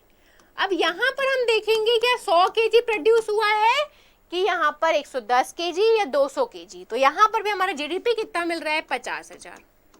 वैसे 2024-25 में भी हम क्या देखेंगे, 100 केजी ही प्रोड्यूस हुआ, कितना रुपए, बेस प्राइस को लेंगे, यहाँ पर ही 50,000।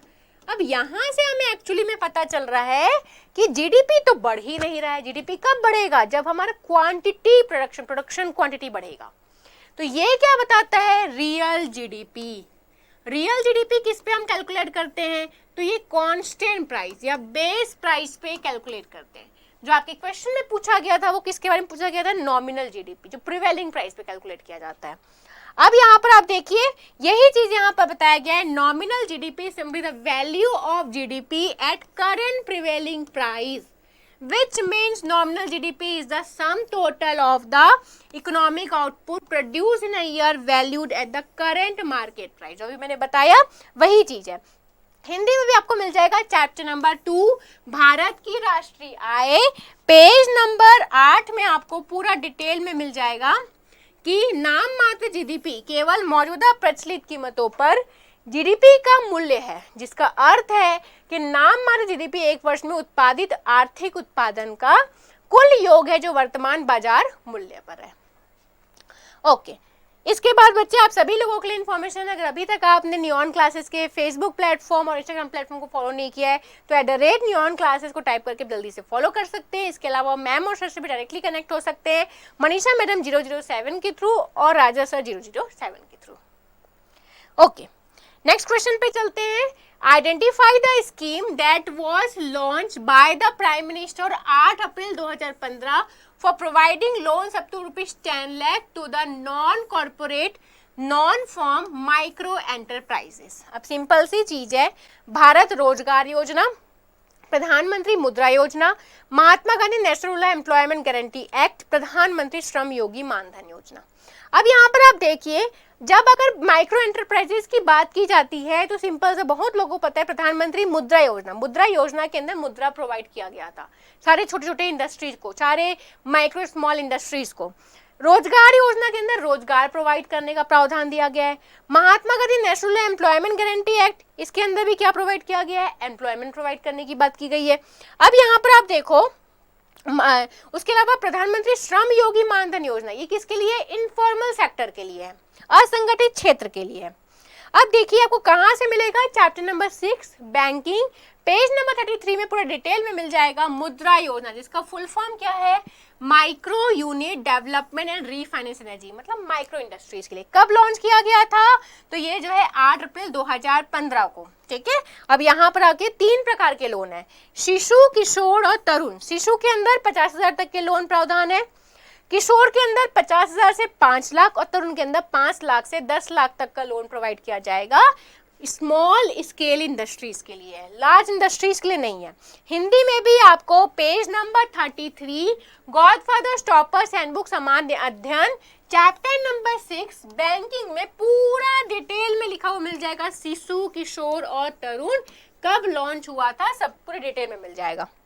ओके, नेक्स्ट क्वेश्चन है, when is Mahashivratri celebrated according to the Drik Panchang. ये तो सभी को पता होना चाहिए, किसी के लिए गलत होना ही नहीं है। सिंपल सी चीज है, महाशिवरात्रि क्यों सेलिब्रेट किया जाता है, क्योंकि शिव जी और पार्वती जी के विवाह को हम सेलिब्रेट करते हैं, ठीक है। अब शुक्ल पक्ष और कृष्ण पक्ष, 2 पक्ष होते हैं, तो ये किस टाइम था, कृष्ण पक्ष में सेलिब्रेट किया जाता है चतुर्दशी, और किस मंथ में, तो माघ मंथ में सेलिब्रेट किया जाता है, ठीक है। नेक्स्ट क्वेश्चन में चलते हैं अपन, निम्नलिखित में से किस भारतीय ओलंपियन ने प्लेइंग टू विन नामक आत्मकथा लिखी है, अभिनव बिंद्रा, साइना नेहवाल, लवलीना बोरगोहन या फिर कमान मल्लेश्वरी, ठीक है। ये भी बहुत इजी क्वेश्चन है, किन्होंने किया था, साइना नेहवाल की बुक है जो कि बैडमिंटन प्लेयर है, साइना नेहवाल ने प्लेइंग टू विन बुक लिखी थी। वही अभिनव बिंद्रा की बुक का नाम भी आप लोग याद रखना, short at history, short at history पूछा जा सकता है क्वेश्चन। ओके, नेक्स्ट क्वेश्चन है, उस्ताद अल्लाह राखा सबीर खान, पंडित Kishan Maharaj, Pandit Jnan Prakash Ghosh are associated with which musical instrument, shehnai, tabla, mridangam या फिर वायलिन।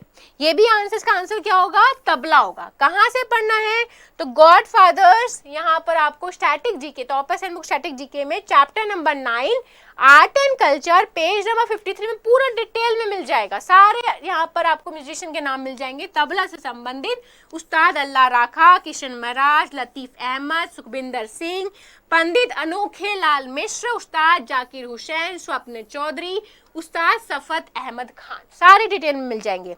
हिंदी में आपको चैप्टर नंबर 9 कला और संस्कृति पेज नंबर 52 में पूरे डिटेल में आप पढ़ सकते हो सारे म्यूजिशियन के नाम, जाकिर हुसैन, स्वप्न चौधरी, उस्ताद अल्लाह खान। इनको कौन सा अवार्ड से नवाजा गया है, 51st ग्रैमी अवार्ड 2009 से नवाजा गया है, ठीक है।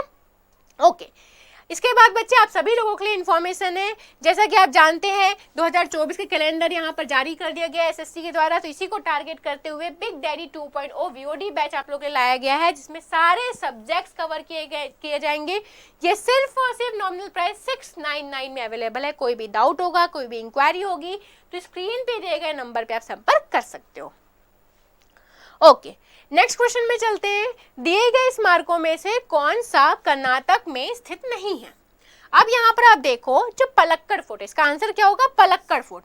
पलक्कड़ करके जगह कहाँ पर है, केरल में है, तो ये कहाँ पर है फोर्ट, पलक्कड़ फोर्ट कर्नाटका में नहीं है। अब बात करेगा किटूर फोर्ट की, किटूर फोर्ट किस रानी का एक निवास स्थल था एक समय के लिए, तो रानी चेन्नम्मा के लिए फेमस है, ठीक है। होस्ट चाबलेश्वरा टेम्पल ये क्यों फेमस है? तो अपने नौरंग पिलर के लिए फेमस है, नौरंग पिलर के लिए फेमस है अपने, और इसके पिलर में बहुत सुंदर सुंदर आकृति बनी हुई है पूरे टेम्पल्स में। गोल गुंबज, गोल गुंबज किसके लिए है? तो गोल गुंबज आदिल शाही डायनेस्टी को डेडिकेटेड है और इसका गुंबज भारत का सबसे विशाल गुंबज है।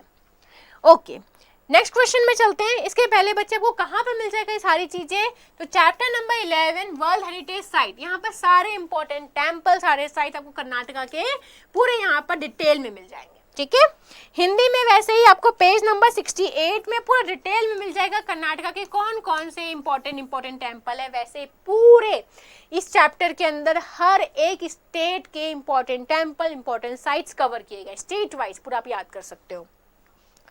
नेक्स्ट क्वेश्चन में चलते हैं। प्यादा निम्नलिखित में से किस खेल से संबंधित है? क्रिकेट, चेस, टेनिस या फिर बैडमिंटन।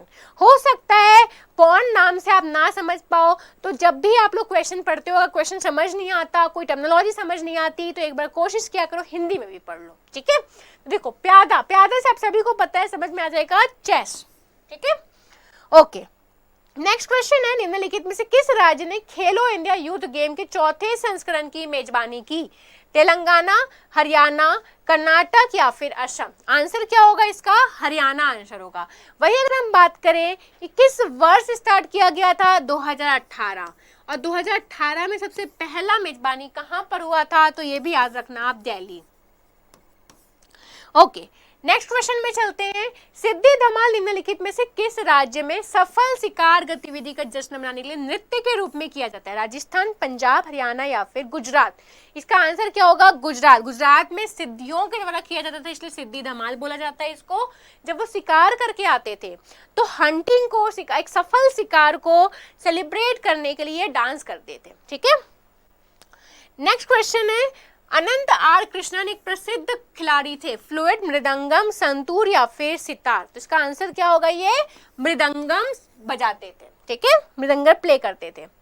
इसके बाद बच्चे आप सभी लोगों के लिए इंफॉर्मेशन है, कंप्लीट लाइव बैच जिसमें आपको सारे सब्जेक्ट लाइव पढ़ाया जाएगा, एवेंजर बैच। इस बैच रिलेटेड कोई भी आपको जानकारी चाहिए तो स्क्रीन पे दिएगा, इस नंबर पे आप संपर्क कर सकते हैं, जिसमें पूरा बेसिक से एडवांस लेवल की स्टडी कराई जाएगी। फुली अपडेटेड लाइव बैच में सारे सब्जेक्ट्स कवर किए जाएंगे, maths, English, reasoning, GK, GS and computer.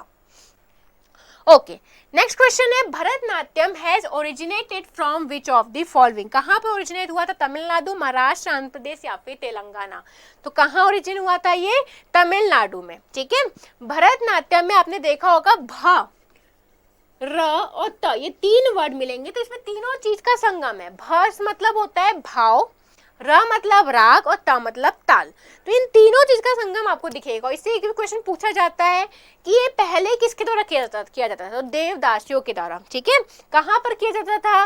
मंदिरों में। वही अगर आप देखोगे तो भरत मुनि का जो नाट्य शास्त्र है उससे ये इन्फ्लुएंस हुआ था, ठीक है। ओके, नेक्स्ट क्वेश्चन है, अब इसको देखिए कहाँ से आपको मिलेगा ये? तो chapter number 9 art and culture page number 49 में आपको पूरा डिटेल में मिल जाएगा कि जो भरतनाट्यम है, ठीक है, ये Lord Brahma, revelled by the Lord Brahma to the Bharat and is also the oldest and most famous dance of temple of Tamil Nadu, ठीक है। ये कहाँ से इवॉल्व हुआ? तो एक हारे लस्यांगा से इवॉल्व हुआ था। हिंदी में आपको मिल जाएगा पेज नंबर, हिंदी में आपको पेज नंबर 47 में, चैप्टर नंबर 9 कला और संस्कृति, कहाँ से ओरिजिन हुआ? तमिलनाडु से, ठीक है। वही इससे भी क्वेश्चन पूछा जाता है कि इसका पहला स्टेप का नाम क्या है? तो अला रिप्पू याद रखना, इसके पहले स्टेप को बोलते हैं। ओके, नेक्स्ट क्वेश्चन है, the much loved English novel Alice Adventures in Wonderland was written by which of the following author? Herman Melville, Edgar Allan Poe, Lewis Carroll या फिर मैरी शैली। तो इसका आंसर क्या होगा? लेविस कैरोल के द्वारा लिखा गया था, और ये भी आपको डिटेल में मिल जाएगा chapter number 15 books and author. आपको चैप्टर नेम में मिल जाएगा, किस बुक में? स्टैटिक जीके बुक में। 111 पेज नंबर में आपको सारे बुक्स और उनके किनके द्वारा लिखे गए हैं, ठीक है। लेविस कैरोल ने एलिस एडवेंचर इन वंडरलैंड लिखा था। ये क्वेश्चन एमटीए 2021 में एक बार और आ चुका है। हिंदी में भी आपको स्टैटिक जीके के हिंदी वाले सेक्शन में मिल जाएगा चैप्टर नंबर 15। पुस्तक और लेखक, एलिस एडवेंचर इन वंडरलैंड पुस्तक लुइस कैरोल के द्वारा लिखा गया था। ओके, नेक्स्ट क्वेश्चन है, भारत की जनगणना 2011 के अनुसार निम्नलिखित में से किस राज्य और केंद्र शासित प्रदेशों के समूह में उच्चतम साक्षरता दर्ज की है? गोवा और लक्षद्वीप, मिजोरम और दिल्ली, केरल और लक्षद्वीप, केरल और पुडुचेरी। कहाँ से आपको पढ़ना है? तो देखिए, इंडियन सेंसस चैप्टर नंबर 17, यहाँ पर पूरा डिटेल में मिल जाएगा। केरल का साक्षरता दर कितना है? 94%।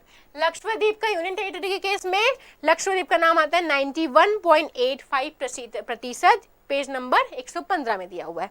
हिंदी में आपको मिल जाएगा चैप्टर नंबर 17 भारतीय जनगणना, केरल का जो साक्षरता प्रतिशत है 94.00%। वही यूनियन टेरिटरी के केस में देखें तो लक्षद्वीप का नाम आता है। कहाँ पर मिलेगा? पेज नंबर 97 में। तो आपका आंसर क्या होगा? केरल और लक्षद्वीप आपका आंसर होगा। ठीक है, ओके, नेक्स्ट क्वेश्चन में अपन चलते हैं। इसके पहले बच्चे आप सभी लोगों के लिए इन्फॉर्मेशन है, अवतार द वुड मास्टर की बुक को आप अमेजोन और फ्लिपकार्ट से परचेज कर सकते हो, दोनों जगह अवेलेबल है। इसके अलावा इसकी सैंपल पीडीएफ आपको नियॉन के टेलीग्राम चैनल पे मिल जाएगी।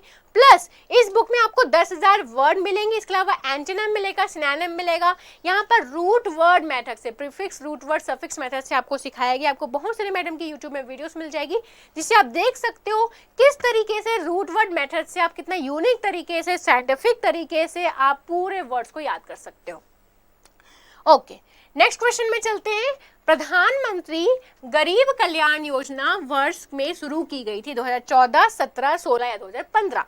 अब देखो कहाँ से आपको पढ़ना है, तो आप जो है निकाल लीजिए स्टैटिक जीके की book, chapter number 5 important scheme, page number आपको 27 में मिल जाएगा। प्रधानमंत्री गरीब कल्याण योजना 2016 में लागू किया गया था। 80 crore poor people are to provide free food grain, free of cost उनको क्या सुविधा, क्या उपलब्ध कराया जाएगा? तो उनको भोजन उपलब्ध कराया जाएगा। हिंदी में आपको मिल जाएगा पेज नंबर 25 में, चैप्टर नंबर 5 में। प्रधानमंत्री गरीब कल्याण योजना 2016 में स्टार्ट किया गया था। तो आंसर क्या होगा आपका? 2016 आपका आंसर होगा। तो आंसर सी आपका, ऑप्शन सी आपका आंसर होगा। नेक्स्ट क्वेश्चन है, निम्नलिखित में से कौन भारतीय लोक और आदिवासी नृत्य के साथ संयुक्त भारतीय शास्त्रीय नृत्य में यूरोपीय नाटकीय तकनीकों को अपनाकर फ्यूजन कला बनाने के लिए जाने जाते हैं? उदय शंकर, केलुचरण मोहपात्रा, वेम्पति चिन्ना सत्यम या फिर विपिन सिंह। ठीक है, अब यहाँ पर आप देखिए इसका आंसर क्या होगा? इसका आंसर होगा उदय शंकर। पेज नंबर 51 में डिटेल में दिया गया है। Indian classical and folk and tribal dancer है, वो किसके लिए जाने जाते हैं? अपने फ्यूजन स्टाइल क्रिएट करने के लिए जाने जाते हैं। Fusion style of dance, also creative dance, high dance के नाम से जाना जाता है। ठीक है, he was Pioneer of modern dance in India. He was receive the Padma Vibhushan award से नवाजा गया था 1971 में। हिंदी में आपको डिटेल में पेज नंबर 50 में मिल जाएगा उदय शंकर के बारे में कि भारतीय शास्त्रीय लोक जनजातीय नर्तक भी है ये। ठीक है, जिन्हें नृत्य की फ्यूजन शैली के लिए जाना जाता है, हाई नृत्य, रचनात्मक नृत्य के लिए जाना जाता है, और भारत में आधुनिक नृत्य के अग्रणी थे। ठीक है, ओके, तो इसका आंसर क्या होगा आपका? इसका आंसर होगा Uday Shankar. Okay, next question में चलते हैं अपन। Which of the following cultural festival is organised by the Uttar Pradesh tourism department? Taj Mahotsav, Hampi dance उत्सव, नाट्यांजलि उत्सव या फिर निशागंधी महोत्सव। तो इसका आंसर क्या होगा बच्चे? तो इसका आंसर होगा ताज महोत्सव। और देखो आपको कहाँ पर पढ़ना है, कहाँ से पढ़ना है इसको, तो godfather stoppers handbook static GK, उसमें आपको पेज नंबर 56 में मिल जाएगा। Chapter number 9 art and culture में पूरा दिया हुआ है। उत्तर प्रदेश गवर्नमेंट के अंदर में ताज महोत्सव उत्तर प्रदेश गवर्नमेंट ऑर्गेनाइज करती है। This Mahotsav is invokes the memories of old Mughal era and nawabi style prevalent in Uttar प्रदेश।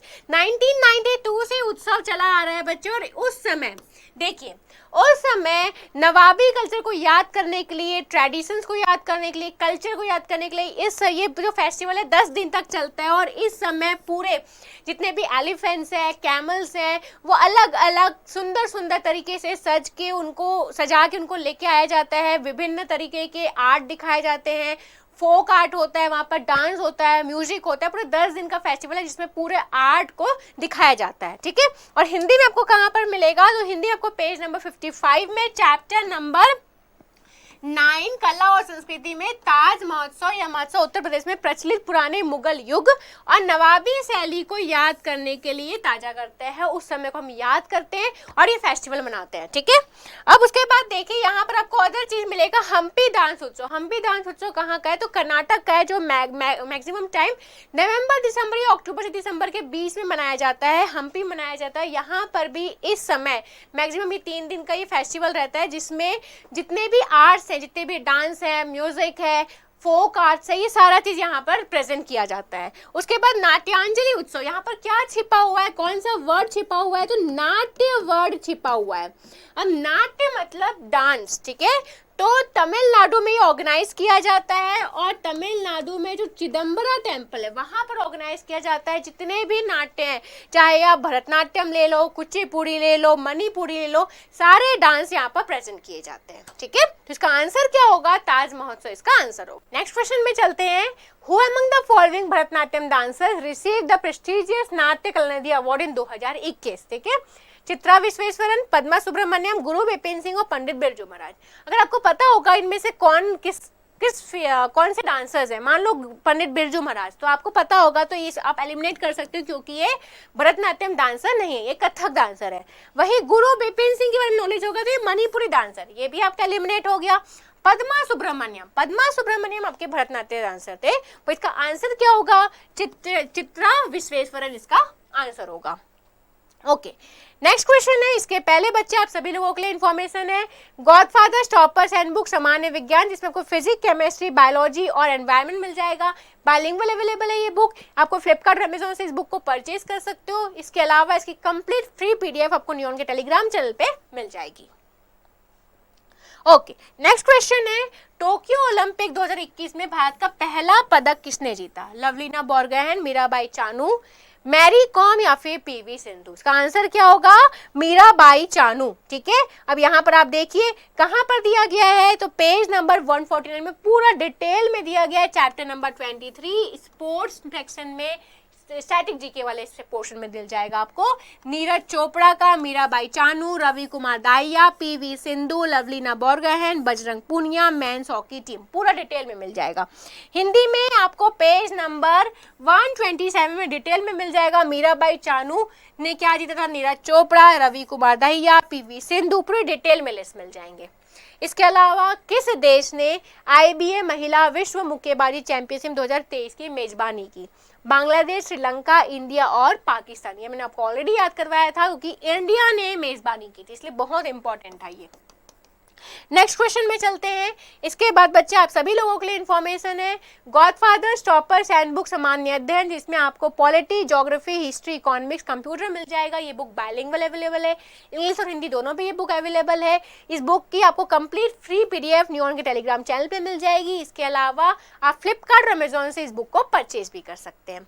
तो यहाँ पर बच्चे पूरा complete general study, static GK और करंट अफेयर वाला सेक्शन पूरा with screenshot, English, Hindi, page number के साथ मैंने बता दिया आपको कहाँ से पढ़ना है। बुक आप डाउनलोड भी कर लीजिए, नियॉन के टेलीग्राम चैनल पे सारी बुक्स अवेलेबल है, फ्री ऑफ कॉस्ट अवेलेबल है। और अगर वीडियो अच्छी लगी होगी तो वीडियो को लाइक कर दीजिए, नियॉन क्लासेस को सब्सक्राइब कर दीजिए। Thank you so much.